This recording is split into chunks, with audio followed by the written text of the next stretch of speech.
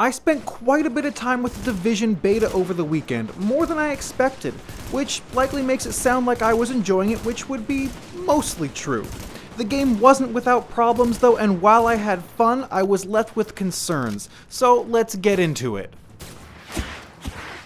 At its core, the gameplay mechanics aren't anything too special. It's a basic cover system that lets you peek over and shoot, or move from cover to cover while you shoot several different types of enemies. It's not bad. And while what we've seen of the skill trees isn't exactly what I would call deep, there was a lot that was left out of the beta, so I can't say it won't be a deep game when it comes to progression, and there's also the consideration that you'll only ever have 2 skills to use at a time, so maybe a deep skill system isn't necessary. Something I will say I liked about the skill system is that you aren't stuck with only one tree. You can mix and match abilities from different trees. And I personally liked going with the tech explosive and the heal. It makes soloing content much easier. Though it does make me question how roles will be in groups if everyone is a hybrid instead of a pure class. Actually, on the topic of content, there was very little in the closed beta. We had 1 story mission and 1 side mission. I did like the main mission though, progressing through a stadium and fighting a boss on the roof. That said, the mission was easier than I would have expected, especially when I found I could clear enemies from far away without them even returning fire at me, which is hopefully something they'll fix before release. In general though, I found the encounters to be very forgiving and lacking challenge. The enemies allow you ample time to pick them off, rather than coordinating to attack you.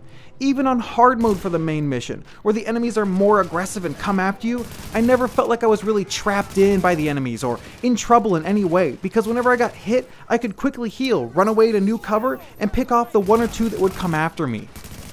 Still, it was much more engaging than the normal difficulty where I wasn't even sure I needed to use cover half of the time. I did like how much cover there was in the areas where combat was going to happen though, but it also made it feel a bit staged, less like a living, breathing world, and more like a set of predetermined spawn points for enemies. Beyond that, at times it felt like it took way too long to find those enemies. I get that there's been an outbreak and the city isn't anywhere near as populated as it used to be, but this game is a shooter, which means we need enemies to shoot. And running around for extended periods looking for those enemies gets tiresome at times, because there's just these long rows of buildings in a lot of areas, and you can't explore most of them. They're just taking up space for the sake of making the map feel large. And while it accomplishes this, because you do run for a while to make it to certain objectives, which does add to the immersion, but I feel like had they condensed the zones and made the majority of buildings more than just walls that box you into the streets, the game might feel more alive and also allow the devs more space to grow for future DLC. I feel like the Dark Zone is where this game will shine, and where most people will spend a lot of their time.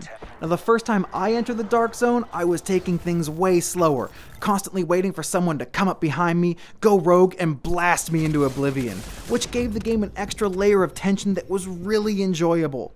Now, there will likely be a lot of videos of crazy gunfights over extraction points, with people fighting over all the loot they're trying to extract, and moments like these do happen, but most of the time, you'll be sitting in a standoff with others, as you all wait for the extraction to show up, wondering if someone will go rogue, so you're constantly checking your corners and locations of everyone else around you. And if someone does go rogue, everyone pretty much turns on them instantly, which is a ton of fun to watch. That is, until someone runs in front of your line of fire and you clip them on accident, turning yourself rogue, and everyone comes after you. It's something I've seen happen to a lot of people throughout the beta, which I think led people to start baiting others to go rogue by running at them with their guns pointed in hopes they shoot first.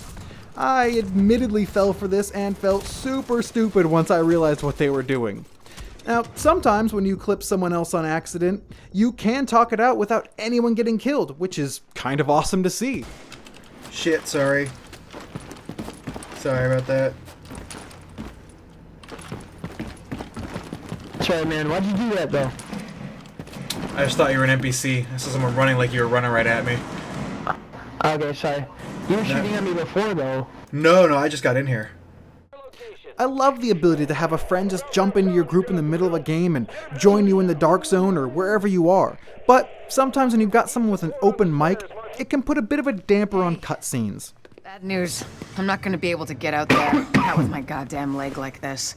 I'll do what I can from here, but it's not the same.